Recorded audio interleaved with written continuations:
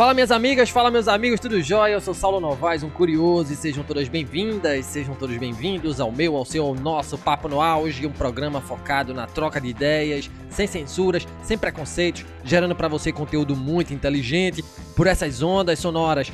Sempre um especialista por episódio, tanto na Rádio Paulo Freire, AM 820 do Recife, uma rádio da Universidade Federal de Pernambuco, como também nos agregadores de podcast e no YouTube. Muita informação, muito conhecimento sendo gerado, de modo a amplificar a voz da ciência, a voz docente, a voz da educação. Eis o nosso propósito. Vamos pro auge!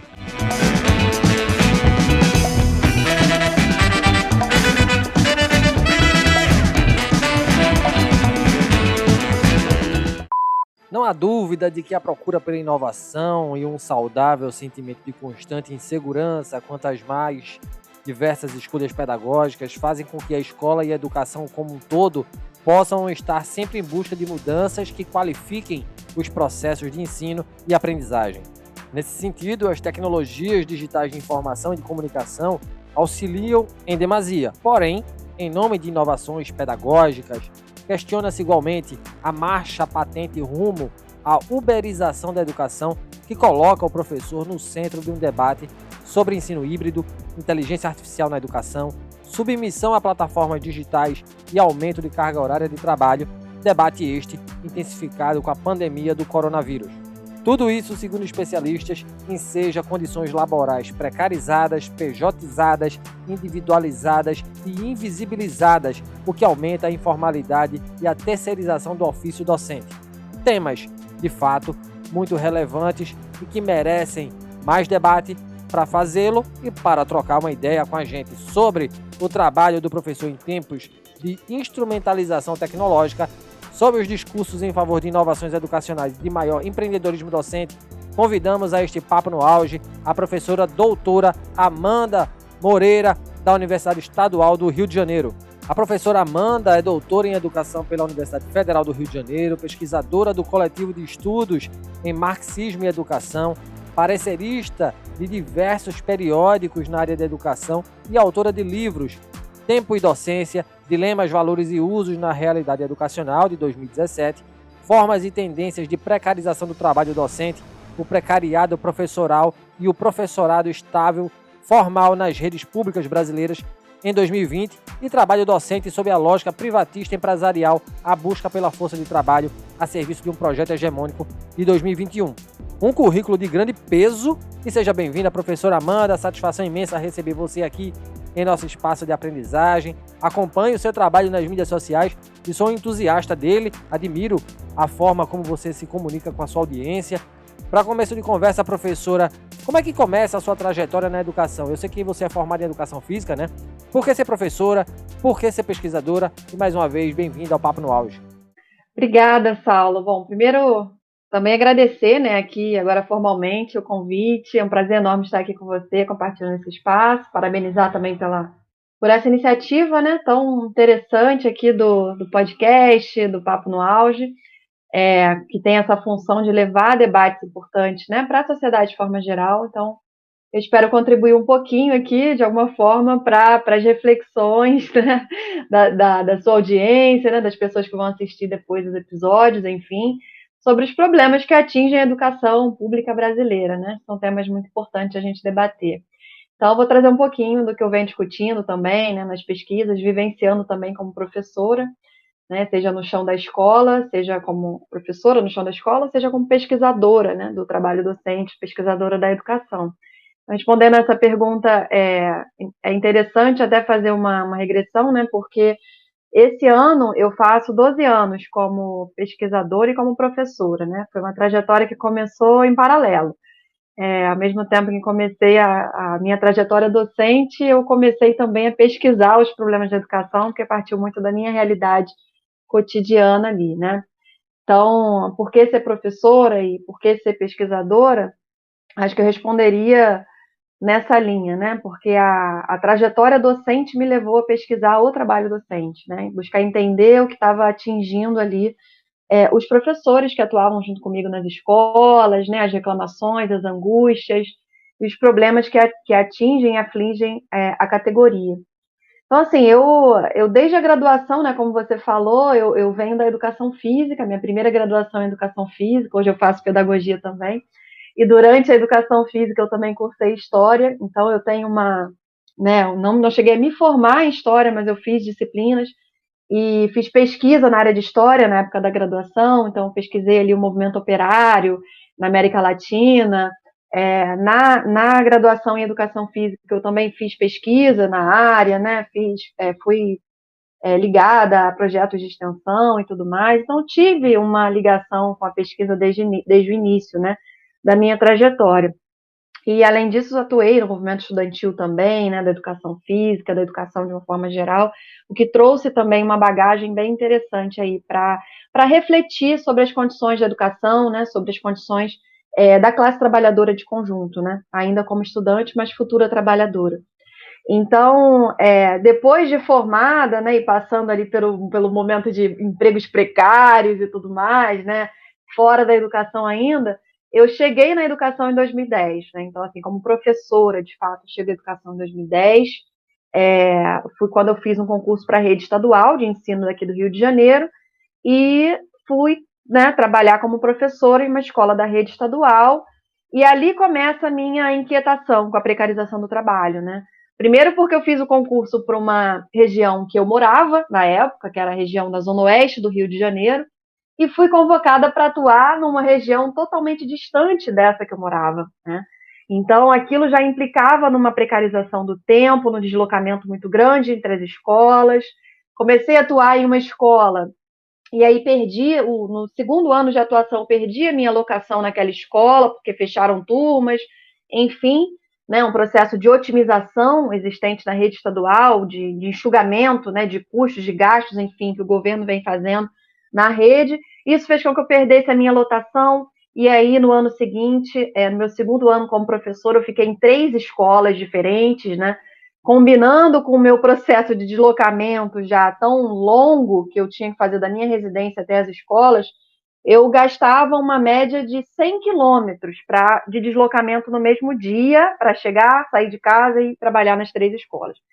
Isso virou, inclusive, objeto de estudo, né? Então, assim, eu inicialmente estudei ali o que inquietava os professores da minha escola, né? Porque uma coisa que eu presenciei muito foi chegar na sala de professores, início de carreira, né? Chegar na sala de professores e os professores incentivarem que eu deixasse a profissão, né? Vai fazer outra coisa enquanto é tempo, a educação não está legal, né? Você é jovem, vai fazer outra coisa. Esse foi um discurso muito presente e que me marcou muito, porque eu queria muito ser professora. Né? Então, assim, eu fui buscar entender o que atingia, o que fazia com que aquela categoria chegasse a essa conclusão, né? A essa desolação. Né? Então, comecei a pesquisar ali que começa a minha trajetória como pesquisadora do trabalho docente. Vou pesquisar a questão do tempo do professor, em seguida, no doutorado, vou pesquisar, fazer uma pesquisa mais de âmbito nacional, né? Referente às formas e tendências de precarização do trabalho. Enfim, é um pouco isso, né? A minha trajetória aí como pesquisadora da educação e agora iniciando o pós-doc aí também, discutindo a questão da plataformização do trabalho docente, né? Bacana, professora Amanda, fico de fato muito lisonjeado com a sua presença aqui no nosso podcast, fico de fato muito feliz, né, com a sua presença. Professora Amanda, à luz das empresas de base tecnológica que dão nome aos fenômenos que você estuda, né, quando a gente fala sobre uberização e youtuberização da educação, do que estamos falando, professora Amanda? Saulo, ótima pergunta essa. Na verdade, a uberização do trabalho, né, a gente pode encarar aí como um monstrengo social, né, como vai chamar o Ricardo Antunes, criado pelos capitais financiarizados, né, e que une aí o que é de mais avançado do ponto de vista tecnológico com a exploração do trabalhador, né, com a maior exploração do trabalhador. E, além disso, a uberização ela funciona e funcionou no nosso país muito como a captação da força de trabalho sobrante.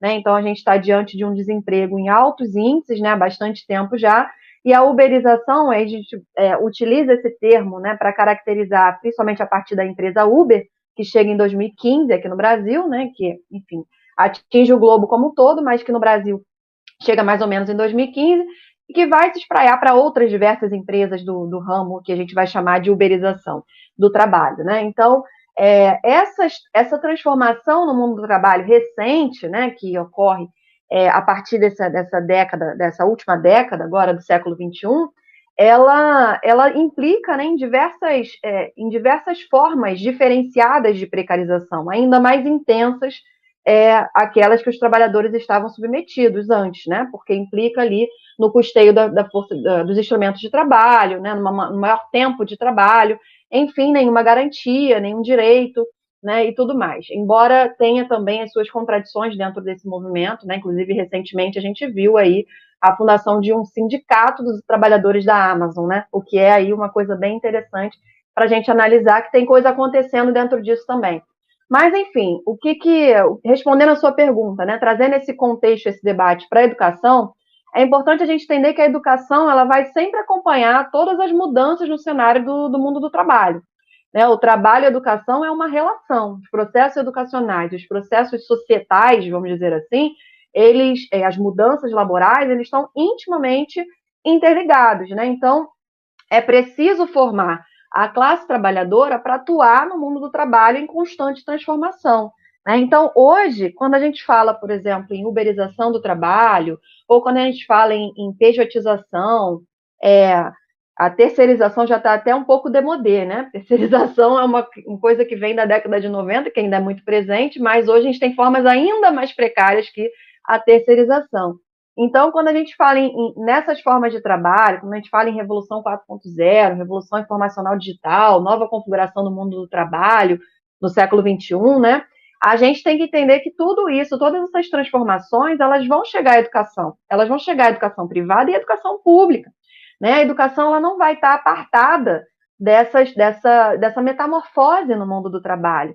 E vai atingir os profissionais de educação e vai atingir a formação dos estudantes voltados, né, para os interesses desse mundo do trabalho precário e vai atingir também o trabalhador docente, né, o profissional da educação e o professor especificamente ali, que vai atuar diretamente na atividade fim dentro das escolas.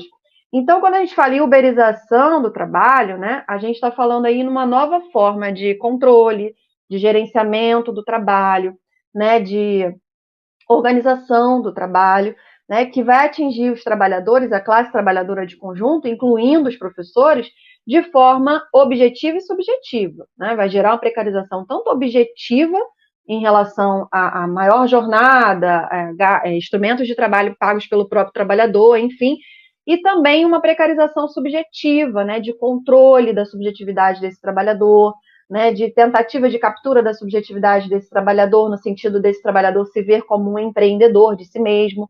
Né? Então, todo esse processo ele vai atingir a educação. Mas eu sempre chamo atenção para uma coisa, que apesar, né, de o trabalho na educação ele tem as suas especificidades. A gente não pode tratar como se fosse a mesma coisa, né? Se estivesse tratando de um trabalhador que atua numa entrega de aplicativo e o professor na escola pública. Tem as suas diferenças.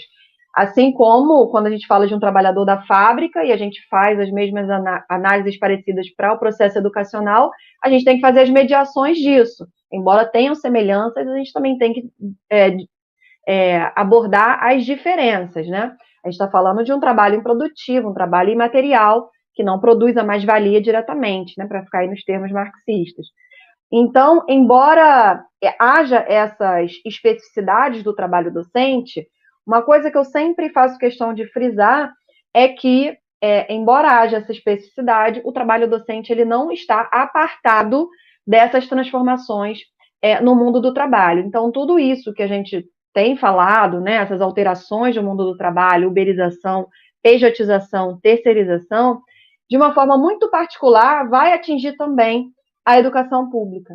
Né? Então, tudo que aflige, atinge a classe trabalhadora de conjunto, vai chegar na escola pública também. Né? Então, o debate sobre a uberização do trabalho, que eu fiz na minha tese de doutorado, que foi publicado em 2019, e que foi condensado no livro Formas e Tendências de Precarização, que foi publicado em 2020, esse debate, ele, claro que aqui, né, falando de uma forma muito superficial, mas a uberização, naquele momento, eu tratei como uma tendência, porque ainda não era algo existente, digamos assim, na educação. Era uma tendência que eu apontava, assim como a pejotização do trabalho docente e a terceirização, né? Porque a gente tem trabalho docente terceirizado de forma muito minoritária no nosso país hoje.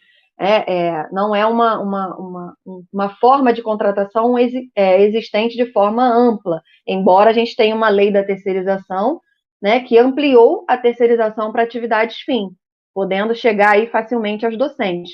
Mas a gente ainda não tem isso. Mas eu apontei ali naquele momento como uma tendência, e que com a lei da terceirização, ampliação da terceirização, pode aumentar, né, a terceirização do trabalho docente nas redes públicas, como já acontece com os profissionais de educação das atividades meio, né?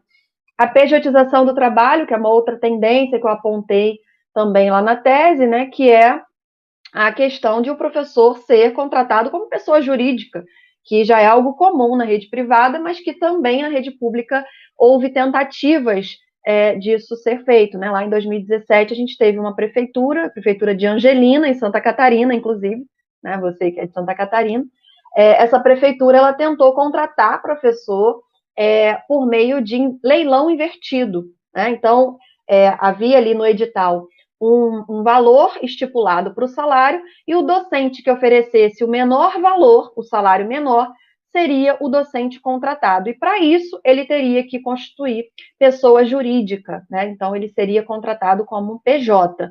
Então, enfim, uma tendência que aparece também aí em 2017, né, configurando aí tendências de precarização do trabalho, e a uberização, ela surge nesse momento também, no mesmo período, ali em 2018, uma prefeitura também de Ribeirão Preto tentou criar o chamado professor delivery, que seria um professor convocado para atuar nas escolas mediante a ausência de um professor efetivo, né? Então, esse professor seria um Uber da educação.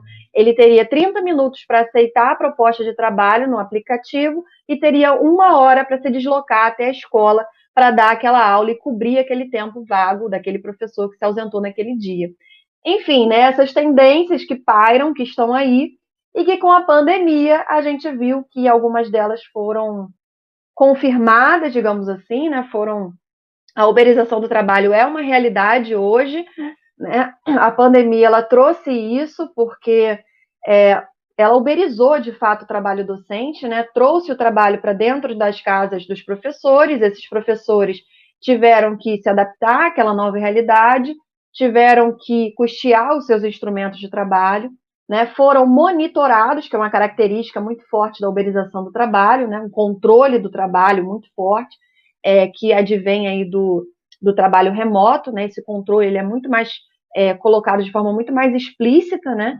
Inclusive favorecendo, né, defensores de movimentos como Escola Sem Partido e Congêneres, porque o professor fica totalmente vulnerável ao que vai ser feito com a imagem dele no contexto remoto, né? Então, é mais ou menos esse processo de uberização do trabalho com a que eu chamei lá em 2019, ou melhor, em 2020, de youtuberização, porque foi o primeiro ano da pandemia, tentando caracterizar o que era esse processo de trabalho remoto. Eu joguei o termo ali youtuberização, escrevi um artigo sobre isso, mas hoje eu já chamo de plataformização do trabalho, né? Então, é uma questão aí que veio para ficar, infelizmente, né? A pandemia ela foi um experimento nesse sentido para o trabalho docente, e é uma orientação dos organismos internacionais, inclusive Banco Mundial, né, prevê aí o ensino híbrido, o trabalho remoto, enfim, né, tanto para as universidades quanto também manter de alguma forma para a educação básica. Então, é um pouco esse processo, né, combinado de uberização com youtuberização, que hoje eu chamo de plataformização do trabalho, que vem dando a tônica aí da educação, boa parte da educação brasileira hoje e muitos docentes que atuam nela. Muito obrigado, professora, por suas explicações muito lúcidas, de fato.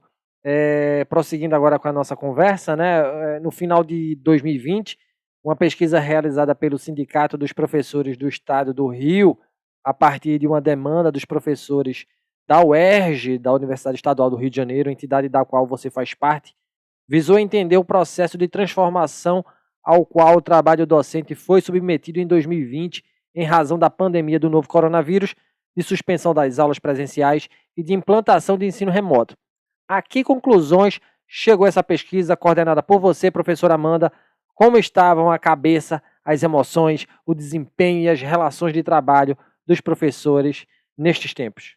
Então, Saulo, essa pesquisa que você citou, ela foi desenvolvida, né, como você falou, pelo Sindicato dos Docentes da Universidade do Estado do Rio de Janeiro.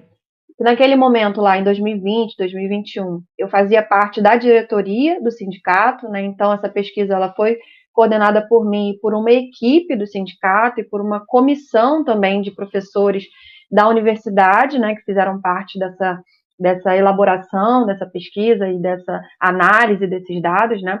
Essa pesquisa ela foi feita ao final do primeiro período acadêmico emergencial na UERJ, né, foi o primeiro período remoto que a gente teve lá em 2020, né, então ela teve como objetivo justamente investigar o trabalho docente na UERJ, né, a gente falou um pouco antes nos outros blocos, né, da educação básica, e agora é bom que eu tenho aqui a oportunidade de trazer um pouco disso no ensino superior, né, porque essa pesquisa ela foi direcionada aos professores da UERJ. Então, ela não foi uma pesquisa meramente acadêmica, vamos dizer assim, né? Ela foi uma pesquisa sindical, né? Foi uma pesquisa ação, né? Foi uma pesquisa, inclusive, inspirada na enquete de Marx, na enquete operária de Marx, de 1880, né? Quando Marx pesquisou lá os trabalhadores das fábricas na França, para ver ali as condições de trabalho e de saúde dos trabalhadores. E que tinha o objetivo não só de levantar esses dados, mas também de levar os operários a refletirem sobre as condições de trabalho sobre as quais estavam submetidos, né? Então a nossa pesquisa ela foi inspirada nessa perspectiva, né? Também de não só de levantar os dados que são fundamentais, inclusive para armar a luta no âmbito sindical, né? Para que a gente tivesse dados concretos para organizar a luta no sindicato, mas também com o sentido de levar os professores também a sistematizarem o que estavam vivenciando naquele momento, a refletirem sobre o que estavam vivenciando naquele momento, né? Então, foi uma pesquisa que ela também teve o objetivo de contribuir para a mobilização da categoria. Acho que é sempre importante dizer isso também, porque ela teve essa particularidade metodológica. Tá? Então, assim, os dados da pesquisa, eles trouxeram, assim, questões muito importantes, né, para a gente pensar sobre o trabalho docente nesse período aí do trabalho remoto, né. Por exemplo, 70%, mais de 70% dos professores afirmaram, da UERJ, né, afirmaram que trabalharam aos finais de semana e feriados, né, demonstrando aí uma intensificação do trabalho e tudo mais. Importante considerar que essa pesquisa ela foi feita com 553 docentes da universidade, né, foi um quantitativo bem significativo, pegando aí professores que são filiados e que não são filiados ao sindicato, professores que atuam na educação básica, que inclusive temos um Instituto de Educação Básica, né, na nossa universidade, que eu atuo nele, inclusive, pegando professores da graduação e que atuam também na pós-graduação. Então, a gente teve um contingente aí bem representativo, né, da categoria de docentes da UERJ, e desses docentes respondentes, né, quase 60% deles afirmaram que trabalharam além da carga horária contratual, né, de 40 horas. Então, professores que afirmaram que trabalharam muito mais do que isso. 71% dos professores responderam que houve um aumento de trabalho, né, em relação a períodos anteriores à pandemia, porque esse foi um cuidado da pesquisa, né, que a gente avaliasse o trabalho docente. O trabalho docente já estava intensificado e precarizado, né? Não foi a pandemia que trouxe isso. Então, as perguntas iam sempre no sentido de caracterizar, né, essa intensificação ainda maior no período da pandemia, né? Então, muitos dados, né, que eu poderia citar aqui, que foram bastante significativos para a gente pensar esse contexto, né? Por exemplo, 84% dos professores afirmaram que tiveram que comprar equipamentos, aumentar pacote de dados, né, transformar as suas casas de alguma maneira, né, para dar as aulas, enfim, e não tivemos ajuda de custo para isso, né, pelo menos na UERJ só saiu muito tempo depois um auxílio tecnológico, que foi, inclusive, fruto da nossa luta, né, enquanto sindicato também e tudo mais. E um outro dado que eu traria dessa pesquisa importante foram as causas de afastamento dos docentes nesse período da pandemia, lá no início da pandemia, no primeiro ano de pandemia.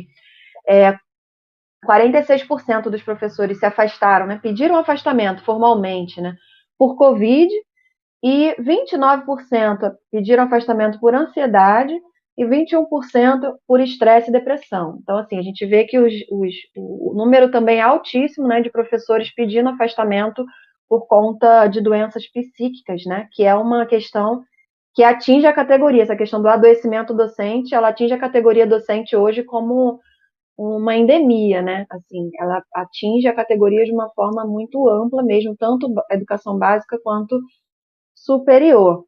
Então, assim, essa pesquisa, ela, além desses dados levantados, a gente tem um relatório, inclusive quem quiser ter acesso, a pesquisa tem sido utilizada para outras pesquisas, né? Os dados, enfim. Então, o relatório está disponível no site do sindicato, né? O relatório ficou bem extenso, com todos os dados. A gente fez uma análise desses dados posteriormente, apresentamos em diversos canais também, né, no YouTube, em eventos acadêmicos, em outras sessões sindicais do ANDE, Sindicato Nacional, né, fizemos aí um trabalho também de incentivo para que outras associações docentes, outros sindicatos da educação fizessem também esse tipo de pesquisa, né. Então foi um movimento bem interessante e que no fim nós fizemos também uma série de artigos mais com análises mais acadêmicas, digamos assim, né, mais elaboradas, que foram publicados também na revista do sindicato, na revista Advir. Tudo isso está publicado no site do sindicato, né, um material que ficou um registro histórico também desse momento vivido e que, infelizmente, continuamos a viver, né, porque, embora a pandemia não tenha acabado ainda, mas já esteja num processo um pouco mais confortável, com o retorno das universidades presencialmente, a gente vê que muito do remoto ficou, muito do híbrido ficou, né? E dessa coisa da intensificação do trabalho advindo desse contexto também ficou. Então é uma coisa aí para a gente refletir, continuar pensando sobre isso, né? Bacana, professora, uma fala e números que nos levam a refletir, né, sobre o momento das aulas remotas, sobre o momento da pandemia, né, os professores de fato muito extenuados e a gente ainda sofre com as consequências desse período e é importante que a gente reflita sobre isso, né, e você traz isso na sua fala e me permita agora dar uma pausa na nossa pauta para que a gente passe um recadinho para você que está ouvindo agora o Papo no Auge, episódio 90 com a professora Amanda Moreira, esse baita conteúdo que a gente traz aqui para você. Vai lá no Spotify e avalia o programa Papo no Auge, né? Se você está gostando desse conteúdo, né, dá lá a estrelinha para a gente. É importantíssimo que assim você o faça, só assim a gente continua trazendo mais professores de primeira linha para esse programa, mais conteúdo, né, de grande relevância e faz com que a gente dê uma valorizada também no nosso trabalho, por que não? Né, a gente faz esse programa aqui, o Papo no Auge, com muito carinho para você, tá bom? E aproveita também e aperta lá o sininho das notificações. Toda vez que sair episódio novo no Spotify, você vai ser notificado no seu celular. É bacana porque você não perde nenhum conteúdo, nenhum professor por este canal, tá bom? Mas voltando à pauta, a professora Amanda Moreira. Bom, os discursos atuais, né, cheios de arrojo, repletos de vocabulários novos e trespassados pela ideologia empreendedora, contrasta com a massa de trabalhadores cuja precarização remonta a condições pré-industriais. No Brasil, isso fica ainda mais evidente em uma sociedade colonizada até os ossos, desigual até o último centavo e ainda assim crente no mérito individual como ferramenta de ascensão social e, portanto, também de libertação das amarras de um suposto Estado opressor e burocrático, a crença no empreendedorismo salvador acaba por funcionar como uma forma de ocultar e glorificar a autoexploração sem limite. Como esse cenário ecoa na educação e no trabalho do professor? Olha, essa é uma ótima pergunta, né? Porque ela dá pano para manga para a gente responder também, refletir sobre isso, né? E aí eu resgato mais uma vez para responder, Saulo, essa pergunta, a relação entre trabalho e educação, né? Que é sempre fundamental de ser tratada. Então, como eu falei antes, né, a educação ela sempre acompanhou as mudanças no mundo do trabalho, né? Foi assim em diversos períodos históricos, né? Foi assim na ditadura civil-militar, foi assim nos anos 90, né, com o avanço neoliberal, falando do Brasil, né, especificamente aqui, com o avanço neoliberal no Brasil, os processos de reestruturação produtiva, e é assim também nos dias de hoje, né, as mudanças no mundo do trabalho hoje, elas são muito gritantes, né, na década de 90, a gente teve ali com o avanço neoliberal, formas de precarização mais relacionadas ali ao avanço da terceirização, né, que foi muito forte a partir daquele contexto, e processos também de reforma do Estado, né, e tudo mais, que trouxe uma precarização, inclusive, para o setor público, né, muito forte, e uma terceirização por dentro do setor público. A gente vê muito isso nas escolas, nas universidades, né, que diversos trabalhadores da universidade, servidores, são terceirizados, o que implica numa precarização do trabalho dessas pessoas, né? E mais recentemente a gente tem novas formas, né, de precarização. Então a gente vai ter aí o avanço de formas cada vez mais desregulamentadas do trabalho informal, né, que é uma característica muito presente no nosso país, né, não é uma novidade, e isso é uma característica do Brasil, né, um país capitalista dependente, né, nossa formação social tem essa particularidade, essa especificidade, né, da superexploração do trabalho, como já dizia o Rui Mauro Marini, né, a sobreexpropriação do trabalho, como já dizia o Florestan Fernandes. Então, assim, a gente tem essa característica no contexto brasileiro. Mas, nos últimos anos, né, vamos dizer assim, na virada do século, e mais precisamente aí, quando a gente passa a sofrer no Brasil os efeitos da crise de 2008, né, porque é importante dizer que a gente vive uma crise estrutural no sistema capitalista, né, uma crise que vem para pegar um marco histórico, trabalhar com um marco histórico, a gente vem desde os anos 70 com os efeitos dessa crise estrutural, dessa crise orgânica do capital, né?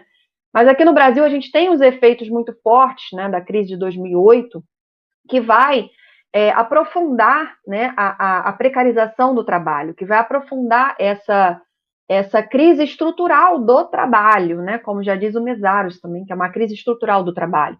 Então, a informalidade, a precarização, a expropriação, a expoliação de direitos, tudo isso que já faz parte da nossa realidade há bastante tempo, vai ser gravemente aprofundado, né, a partir dos anos 90, com o avanço neoliberal no Brasil e com os efeitos posteriormente, né, mais recentemente, da crise de 2008, e que a gente vai viver na virada da década de 2010 um cenário bastante desolador do ponto de vista do trabalho, né? Então, a gente vai, não à toa, sofrer um golpe em 2016, né, que foi um golpe não só parlamentar, não só jurídico parlamentar, midiático, mas foi um golpe, sobretudo, trabalhista, né, porque era necessário que fossem aprovadas reformas no campo laboral que aprofundassem esse processo, né, que desregulamentasse ou que regulamentasse a precarização, né, porque foi isso que aconteceu. Então a gente teve ali em 2015, a partir de 2015 a gente começa a ter um movimento de piora muito grande desse quadro, né? Começa com a emenda constitucional número 95, né, que congela os gastos públicos por 20 anos, né? A gente tem, em seguida, a aprovação da lei da terceirização, que vai ampliar a terceirização para atividades fim, né, que é já um grau de precarização muito acentuado existente, que vai piorar com essa lei da terceirização. Em seguida, a gente tem a reforma trabalhista, em 2017, né, que vai regulamentar o trabalho intermitente, né, que é o trabalho sem direitos, que vai ali trazer a figura do negociado sobre o legislado, né, que é nada mais, nada menos que dizer que é possível o trabalhador negociar com o seu patrão, né, que vai também, essa reforma, esvaziar o papel dos sindicatos, né, colocando cada vez mais essa perspectiva do individual, da individualidade, do indivíduo como gerente de si mesmo, vamos dizer assim, né? E somado a isso, né, a esse contexto pós-2015, a gente ainda tem a uberização, que também chega no nosso país e que vai pegar aí um contexto de trabalhadores sobrantes, né, essa massa desempregada que que chegou a quase 15%, falando só dos desempregados, sem falar nos subempregados, sem falar nos desalentados, né? Porque os desempregados são aqueles que entram nas estatísticas como pessoas que estão procurando emprego, né? A gente não está considerando aqui os subempregados, né, na informalidade, e também os desalentados, que são aqueles que simplesmente desistiram de procurar trabalho, de procurar emprego, né? Então, a gente está falando de uma enorme massa de trabalhadores que vão partir, né, para os aplicativos, né, para o trabalho nos aplicativos, porque é o que resta para esse trabalhador, né? Subir numa bicicleta, que muitas vezes é alugada, né, e carregar a comida nas costas sem ter o que comer, né? Como já diz o líder do break dos apps, né, o Paulo Galo, que tem essa famosa frase que é uma dura e triste realidade, né, que se coloca para esses trabalhadores. Então, nesse contexto de austericídio trabalhista, vamos chamar assim, né, a educação ela vai acompanhar esse processo. Né? A educação não vai ficar à parte do que está acontecendo no mundo do trabalho. Então, ao mesmo tempo que a gente tem a aprovação dessas leis e reformas, lá em 2016 e 2017, a gente vai ter também, além dessas reformas no mundo do trabalho, a gente vai ter também reformas no campo educacional. Então, a gente vai ter ali a aprovação da Base Nacional Comum Curricular, a gente vai que foi pensada pelo empresariado, né? A gente vai ter ali a reforma do ensino médio, que daria aqui um outro podcast para a gente falar dos efeitos dessa reforma do ensino médio tão nefasta, né, para os estudantes, para a formação dos estudantes, nefasta para os professores, né, para os profissionais da educação e tudo mais. Então, essas reformas no campo educacional e a Base Nacional Comum Curricular, que vai dar a tônica da educação a partir de então, ela tem o objetivo de quê? De formar justamente o trabalhador resiliente, de formar o trabalhador de novo tipo, de formar o trabalhador com competências socioemocionais, né, que é a palavra da ordem aí, né, que compõe esses documentos dessas reformas, que tem o objetivo, o que são as competências socioemocionais? É justamente formar o trabalhador com a visão de empreendedor. Mas que empreendedor é esse, né? O que é o empreendedorismo? Está muito longe de ser empreendedorismo, né? É ensinar o trabalhador a gerir a própria precarização, né? Então, ensinar o trabalhador a não questionar o seu lugar no mundo, a aceitar essas condições às quais ele está submetido, né? Então, é preciso formar um trabalhador resiliente, que é essa palavra também muito presente, né? Que é aquele trabalhador que não vai ter a visão coletiva, que não vai ter a dimensão do que é ter uma carreira, que não vai saber reivindicar os seus direitos, ou que nem vai ter a dimensão do que é um direito, né? Porque já é um estudante formado nessa perspectiva, para aceitar que o lugar dele é tomar conta da própria vida e empreender, né? Sendo que não há lugar para todos. E considerando que empreender é subir numa bicicleta e entregar comida, né? Então, é essa a realidade do mundo do trabalho e essas transformações, né, que buscam formar esse trabalhador para atuar nesse mundo do trabalho cada vez mais precário. E o professor, como ele entra nisso? Né? O professor, é preciso um professor, né, que forme esse futuro trabalhador. Né? É preciso um professor que, para formar o trabalhador de novo tipo, é preciso também um professor de novo tipo. Né? Então, o professor, ele não, segundo essa lógica educacional que se coloca hoje, o professor ele não deve ser um elaborador do conhecimento, né? Ele não deve ser um artífice do processo educacional. Ele deve ser o quê? Um executor. Né? Ele deve pegar as propostas prontas, ele deve pegar as apostilas, os livros didáticos, as propostas prontas, os planos de aulas prontos com base na Base Nacional Comum Curricular e na reforma do ensino médio e implementar isso dentro das escolas. Porque é essa lógica educacional que dá a tônica, que é a lógica dos índices, das metas, né, do português e da matemática como prioridade para avaliação em larga escala, né, desconsiderando aí a filosofia, a sociologia, né, enfim, diversas outras disciplinas e componentes curriculares que são fundamentais para a formação humana dos jovens, né, e que são desconsiderados ou são minimizados em sua importância nesse contexto, né? Então, esse processo é bastante perverso, né? E que vem se aprofundando ao longo das últimas décadas, né? Essa influência do empresariado muito forte da educação pública, que muitos encaram como filantrópicos, né? Os empresários são filantrópicos, estão ajudando a educação, melhorar a educação. Eles se colocam muito com esse discurso, né? Movimento Todos pela Educação, Fundação Lehman, etc, etc, Instituto Ayrton Senna, se colocam muitas vezes com esse discurso, mas que de filantropia não tem nada. Na verdade, eles têm um objetivo claro e explícito, que é conformar, né, corações e mentes, né, formar o futuro trabalhador sob essa lógica conformista e resiliente. Então, eu não sei se eu te respondi, mas acho que é um pouco isso, né? A gente precisa refletir um pouco mais sobre essas políticas educacionais que estão colocadas e que são totalmente condizentes com o mundo do trabalho que a gente tem hoje, né? Que não são, e não há inocência aí. Respondeu sim, professora. Sou grato pela sua resposta, porque me fez refletir um monte, né, a partir da sua fala balizada. Professora Amanda, e como mudar esse panorama, né, entendendo que a educação, como você bem disse, é um reflexo de cenários econômicos, políticos e sociais? Essa é uma ótima pergunta também, Saulo, porque eu acho que às vezes essa fala, ela muitas vezes é encarada de forma errônea como uma fala pessimista, uma fala derrotista ou catastrofista, né? E na verdade está longe de ser isso, né? Na verdade é uma fala que tem como base pesquisa, não sua única, né? Que aborda os problemas da educação, que tratam por essa perspectiva, mas que esse tipo de fala, esse tipo de debate que a gente está fazendo aqui, ele tem o objetivo de justamente trazer a realidade, né? Porque justamente a gente só é possível transformar a realidade que a gente compreende, que a gente disseca, que a gente, né, entende os seus pormenores. Se a gente ficar na superfície, a gente não consegue transformar, né? Porque a gente vai com senso comum e embarca e vai e segue o jogo.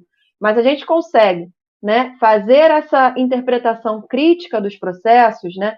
Se a gente consegue abordar sob essa perspectiva, a gente tem o objetivo fundamental, que é a transformação, né? Então, como mudar esse panorama, né, que foi a pergunta que você fez, considerando esse cenário todo, eu diria que é justamente mudando esse cenário, né? Não tem como a gente fazer uma transformação no contexto educacional sem pensar numa mudança de cenário do ponto de vista econômico, do ponto de vista político, do ponto de vista social, né? Porque a educação, ela não é uma ilha, né, que está distante de todo o resto, né? Então, para a gente fazer uma mudança no contexto educacional, essa mudança ela precisa passar por uma mudança estrutural do contexto que essa educação está inserida, né? Isso não, cabe dizer que isso não significa que, por vivermos numa sociedade capitalista, financiarizada, né, e que a educação serve para a acumulação do capital, a gente sabe disso, que a gente vai deixar de mão, que a gente vai largar de mão, né, e não vai disputar essa educação, né? Há alguns que pensam assim, né? Mas eu, por exemplo, não penso assim. Então, eu acho que a gente tem que disputar a escola pública, né? A educação pública ela é alvo de disputas, como um aparelho de hegemonia, né? Que é alvo de disputas. Então, hoje, mais do que nunca, a gente está perdendo essa disputa de 7-1, né? Então, assim, é preciso que a gente, para fazer uma disputa páreo a páreo, né, que a gente consiga se organizar para isso, né? Eu acho que esse é um dos elementos fulcrais, porque a gente está muito desorganizado no sentido coletivo do termo, né? A gente tem sindicatos importantes na educação, inclusive os maiores sindicatos são na área de educação, né, com o maior número de filiados, com enfim, professores agora, inclusive, têm protagonizado lutas importantes, né, pelo país, por conta da lei do piso, né, para reivindicando reajustes, enfim, diversos exemplos que a gente poderia dar, mas está muito aquém da necessidade de uma luta realmente que possa transcender a educação que a gente tem hoje, os rumos da educação que a gente tem hoje. Né? Então, é fundamental que a gente se organize politicamente, né? Eu acredito nos sindicatos como instrumentos de luta da classe trabalhadora, até então não inventaram outro instrumento, então o instrumento que a gente tem é esse, embora tenha uma infinidade de problemas também a serem superados, mas as entidades, as associações, as representações são feitas por pessoas. Então, desde o momento que a gente se ocupa e que a gente se organiza e que a gente faz, essa mudança está nas nossas mãos.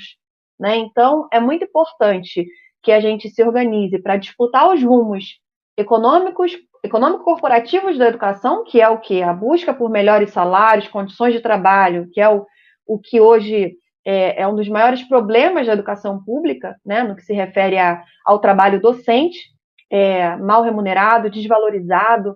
Né? Então, é fundamental essa luta que os professores fazem hoje pelo piso, pelo pagamento do reajuste do piso salarial, enfim, essa luta é fundamental, lutar por melhores condições de trabalho, mas ela não pode parar também por aí, ela tem que ir além disso. Né? Ela tem que ser uma luta que atinja o ponto de vista ético, né, político, no sentido de transcender essa educação que hoje é voltada para os interesses empresariais, né, e avançar para uma educação que seja freiriana, né, uma educação que seja para além do capital, uma educação que seja voltada para a formação humana, né, dos estudantes, dos futuros trabalhadores, que faça esses estudantes entender o seu lugar no mundo, as contradições, né, a totalidade e a realidade que eles vivem, né? Entendendo que essa realidade que eles vivem não é uma realidade para ser resiliente perante ela, meramente, que é uma realidade que é passível de transformação e que eles são os sujeitos históricos dessa transformação. Né? Então, acho que é nesse caminho, né, que a gente consegue mudar esse panorama. Seja no chão da escola, no dia a dia, enfrentando ali, do ponto de vista individual mesmo, né, essas políticas que chegam de baixo para cima, porque isso ocorre dentro das escolas, é preciso dizer isso, né, os professores eles também enfrentam no seu cotidiano o que é colocado como uma imposição, embora isso seja bastante limitado, né, essa autonomia seja cada vez mais limitada, mas ela existe, não podemos ignorá-la, né, no chão da escola, essa resistência no chão da escola, e também essa resistência mais coletiva, né, que é a mais importante do meu ponto de vista, porque é por meio dela que a gente consegue, de fato, as devidas transformações que a gente precisa para a educação brasileira, né? Então, avançar nesse sentido, tanto na nossa categoria profissional ali, da nossa rede de ensino, no nosso município, no nosso estado, mas também em nível nacional, né? E de forma unificada, com professores de educação básica, educação superior. Esse é o caminho, né? A gente está longe dele, infelizmente. Mas esse é o caminho que a gente tem que almejar, buscar, né? Sem sombra de dúvida, professora, a gente precisa buscar isso o quanto antes. E nessa leva de algoritmos ávidos por mais espaço, da lógica neoliberal a ditar o ritmo da dança nas decisões sobre a educação e de professores extenuados com a demanda copiosa de trabalho, a escola é um alvo fácil para mais e constantes processos de uberização de seu objeto, por formar pessoas para atuar criticamente em sociedade, professora Amanda. Isso pode tornar, por exemplo, o trabalho do professor comoditizado ou torná-lo mais esvaziado? Totalmente, né?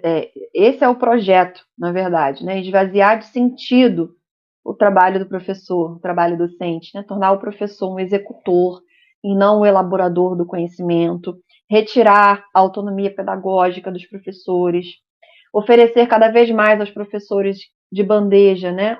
Aulas prontas, apostilas, livros didáticos e toda a série de materiais elaborados, pensados, né? Aí pelos intelectuais orgânicos do capital, que seria esse empresariado de novo tipo que hoje atua na educação, né? Como eu já citei aqui, Instituto Ayrton Senna, Fundação Lehman, Todos pela Educação, enfim, que todos esses setores têm o objetivo, né, de atender a essa política educacional que vem colocada desde os anos 90 no nosso país, né, a partir das reformas educacionais ali dos anos 90, que tem como objetivo seguir a agenda, né, dos organismos internacionais do capital. O Banco Mundial, a Organização de Cooperação e Desenvolvimento Econômico, a OCDE, a Unesco, né, entre outras, mas para ficar aqui nessas três como mais influentes, digamos assim, na educação, né, o PISA, o Programa de Avaliação Internacional dos Estudantes, é da OCDE, né, então é importante que esse empresariado que é, vamos dizer assim, entre aspas, eleito, né, pelos governos de turno para levarem essa agenda desses organismos internacionais à risca, né, para levarem, para implementarem dentro das escolas, essa lógica educacional que a gente vem vivenciando, né, desde os anos 90, que a gente não consegue sair dessa orientação, né, a gente não consegue, a gente está cada vez mais amarrado dentro dessa lógica e os professores viram meros executores dessa proposta, né, e aí a gente tem, claro que um objetivo muito claro, né, desses setores, tanto dos organismos internacionais quanto do empresariado que implementa a agenda desses organismos, que é formar, né, esses trabalhadores. 82% dos estudantes estão na escola pública. Então, assim, a escola pública ela é um centro, né, que engloba ali parcela significativa, né, dos estudantes. Assim, é uma minoria que não está na escola pública, a grande maioria está na escola pública.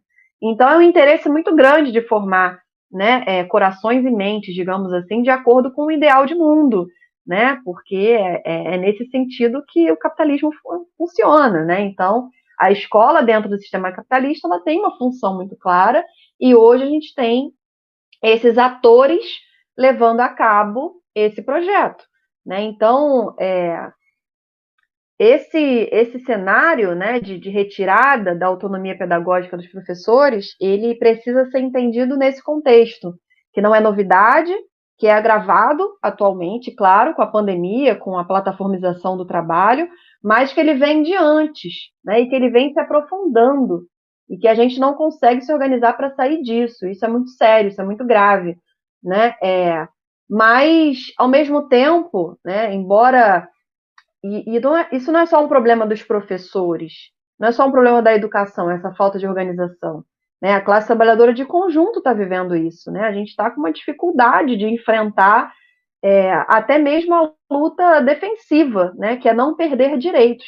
A gente não está nem na luta ofensiva, propositiva, vamos dizer assim. A gente está na luta de frear a avalanche de retirada de direitos, né? Então, é muito complexo viver nessa conjuntura, né? É muito complexo chegar aqui e dizer que os professores têm que se organizar. Mas e aí, como se organizar se o trabalhador está trabalhando 3 turnos, com dificuldade, né, de ter ali um salário digno, se desdobrando em vários empregos para conseguir uma remuneração um pouco melhor? Como que esse trabalhador vai ter tempo ainda de se organizar numa luta coletiva, né? Enfim, quando tem uma greve, esses trabalhadores, muitos deles têm até receio de entrar numa greve, medo de entrar numa greve, porque ele pode ser que perca ali algum horário na escola, falando do setor público, né? Não falando nem setor privado, que aí é outra configuração. O trabalhador tem realmente medo de ser demitido, mas no setor público isso também acontece. Não de ser demitido, mas de perder um horário, né? De perder alguma hora extra, enfim, algo nesse sentido que limita a organização também desses trabalhadores, né? Então, eu encerraria aqui essa pergunta, né, dizendo que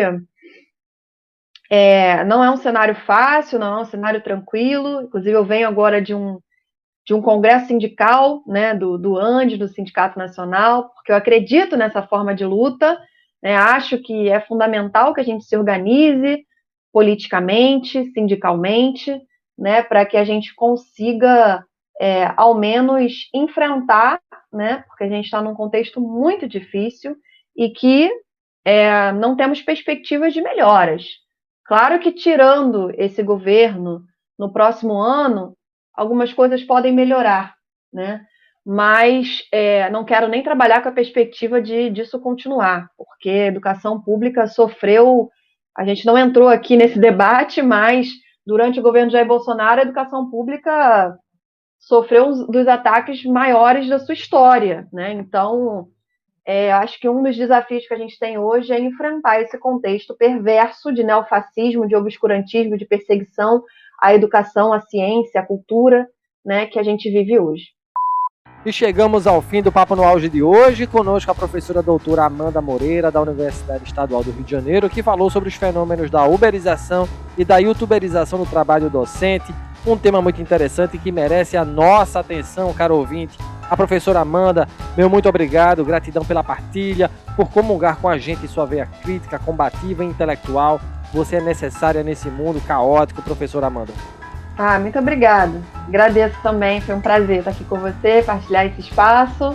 Espero que as pessoas gostem aí do que a gente conversou. E parabéns pelo trabalho, bem legal. Vou acompanhar também aqui o seu podcast, tá? Iniciativas como essa são realmente fundamentais. Um abraço aí para todo mundo. Um grande abraço para você também, professora. Satisfação imensa tê-la aqui no nosso programa. Muito obrigado, feliz demais com a sua participação. E lembro a vocês que nos escutam, além do Papo no Auge, estar na Rádio Paulo Freire, uma rádio da Universidade Federal de Pernambuco.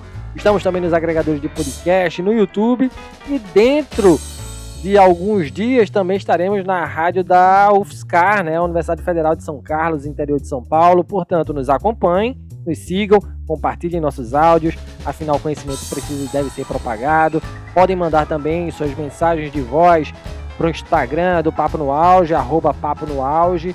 Será um prazer colocar a sua mensagem aqui no nosso programa.